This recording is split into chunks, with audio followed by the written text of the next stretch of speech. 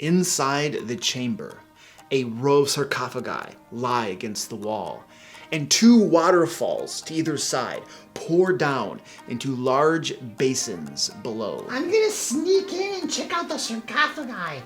I bet there's loot inside. I'll stay by the door and cover his retreat for when things go bad. And the rest of you? The fighter has it right.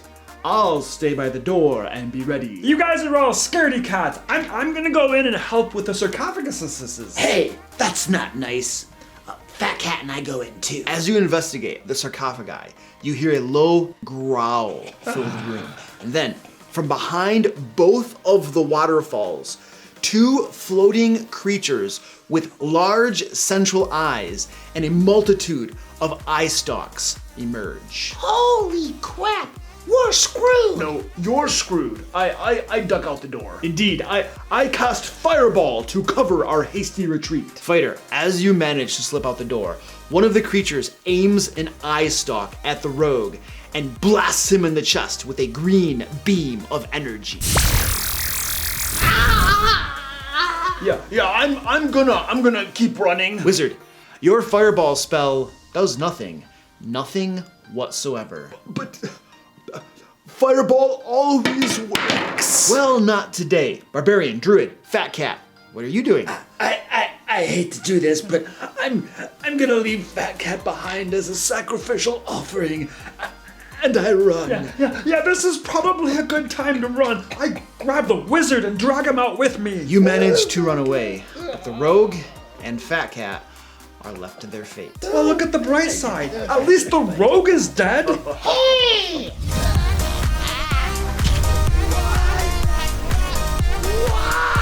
Welcome to the DM Lair. I'm the Barbarian, and I've been a Dungeon Master since I learned how to count. On this channel, we give practical Dungeon Master advice that you can implement at your game table. Today in the Lair, I'm going to be giving you loads of information about beholders, history, lore, all that good stuff, and advice for using them in your game. And the advice that I'll be giving you is very special too, just like me. But first, I just want to remind you that my Kickstarter, Into the Fae, has launched, and it's not open very much longer. So please click the link below to pledge your support for a glorious adventure module featuring lots of new Fae creatures, new Fae magic items, and even new Fae spells. It's got lots of really cool art in it too, professionally made dungeon maps, dice bags, t-shirts, and even tactical tokens. So if you don't want to get struck dead by a beholder's eye beam like the rogue, you should click the link below and pledge your support today. The views and opinions expressed here are those of the Barbarian and do not necessarily reflect the official policy or position of the DM Lair. Any offensive or threatening statement given by the Barbarian are of his opinion and are not to malign any religion, ethnic group, club, organization, company, individual, or anyone or anything. That said, we can't control what Barbarian does, so you should probably still pledge yourself to the Kickstarter just in case. Oh, okay, that's enough threatening, you very fine folks. Let's talk about beholders now. Okay, once upon a time, there was a beholder named Timmy. Now, Timmy was the first beholder ever, and he didn't know where he had come from. So Timmy set off on a quest to discover his origin, where he had come from, who his family was, and the purpose of life. First, he came upon a rogue sneaking down a back alley with a bag of treasure slung over his shoulder. Timmy asked the rogue if he knew where he was from and who his family was. But the rogue snickered and said he didn't. He could tell him, though, that beholders loved to blast people with their eye beams, usually focusing fire on the greatest threat, such as the fighter. You see, splitting eye beams among the different players is dumb, and no intelligent maniacal beholder would ever do that. Only dungeon masters who take excessive mercy on players foolish enough to pit themselves against powerful beholders do stuff like that, like splitting eye beams. Otherwise, it's not very good. The rogue also said that rolling randomly for eye beams is dumb, and that Timmy should always pick the ones he likes the most. So Timmy chose the disintegration eye beam for the rogue and killed him dead. As Timmy continued his journey of enlightenment, he came upon the fighter, swinging his katana about with wild abandon, going all murder hobo on innocent townsfolk. So Timmy followed the advice of the rogue and handpicked the best rays to use against the fighter: Death Ray, Disintegration Ray, and Petrification Ray, all of which target dexterity, something the fighter is bad at. You see, Timmy had learned that boasting an intelligence of 17 means that you're not stupid in combat, even if the players whine about it afterwards. Anyway, with the fighter dead, Timmy continued his journey and discovered Gary the intern. Now, Gary the intern was off the clock when Timmy spoke with him, and the pathetic little kobold refused to help Timothy out until the next workday had officially begun. Gary the intern tried spouting union rules and all of that, but Timmy didn't care. He used his charm eye ray to get the little kobold to squeal. Gary then told him that beholders like to eat lots of carrots and humanoids with good eyesight because it made their eye rays even more deadly. So Timmy ate a plate full of carrots with Gary the intern on the side. But it didn't help. The kobold's crunchy scales gave him indigestion and lots of gas. Timmy the Beholder got all bloated and was feeling very bad, and the bloating caused him to drift higher and higher and off toward a forest. As the bloating wore off and he descended into the forest, he found himself before a druid with an enormously fat kitty cat as an animal companion. The druid told Timmy that the secret of life was to stay at least 100 feet above his enemies at all times. He explained that since a beholder's eye rays have a range of 120 feet, and most attacks and spells from PCs wouldn't be able to effectively reach him, it was the best way to fight. And then Timmy could also mock the dumb fighters and barbarians who didn't have any ranged weapons, or who chose crossbows which only get one attack per round.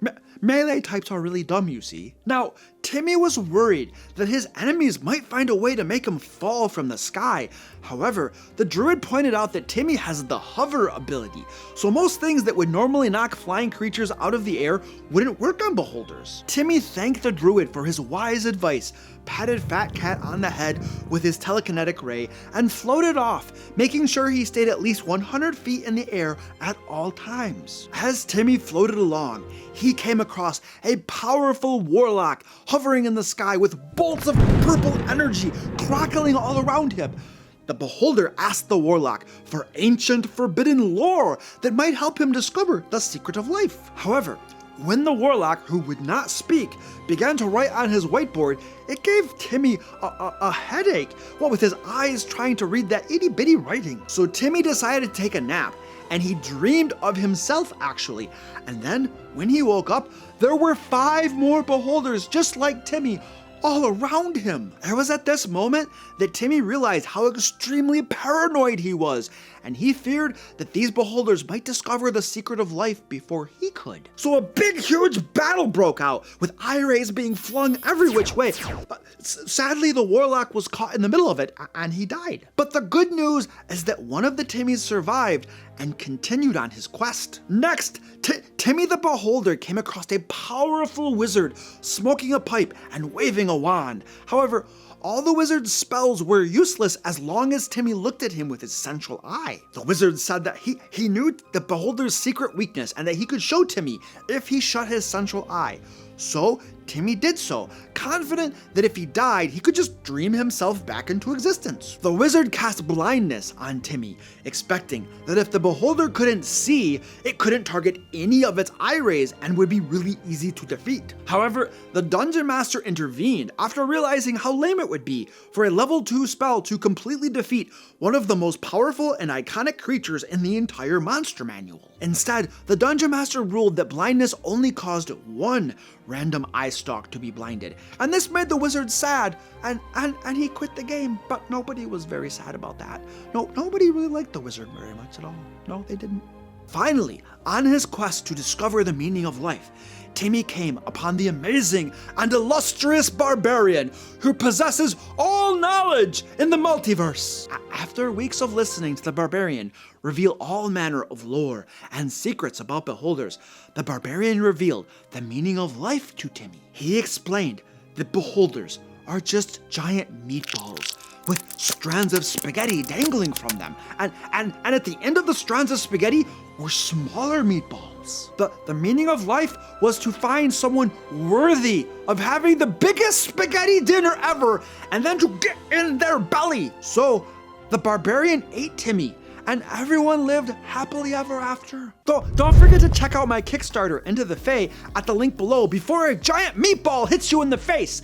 Also, follow me over on Twitch for chill live streams where we hang out, talk D&D, and even paint minis together. Let me know what advice you have for fighting beholders. Next week, we'll be talking about the top 10 most OP spells and how to kill your players with them, or what to do about them. But until next time, click here to listen to me tell you D&D stories from my own games. And until next time, let's play D&D. Yeah, it's fun.